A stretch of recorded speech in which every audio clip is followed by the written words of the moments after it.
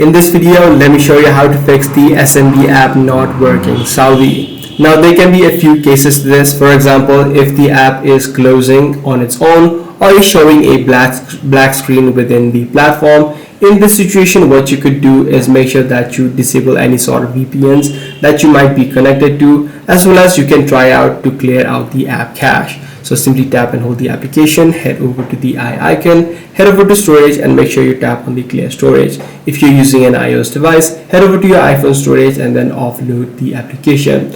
Alongside that, what you could also try out is if you see an error message which says connection timeout. In this situation, what you could try out is try to switch your network. So for example, if you're currently connected to Wi-Fi, you can try switching to your cellular data. Now, even after trying all of these steps, you're still having issues. The last thing that you could do is just reinstall the application. This ensures that you have the latest version, and any sort of bugs which might be causing the issue should also be fixed. So that's pretty much all there is to it. If this video was helpful to you, be sure to subscribe. I'm going to see you in the next one.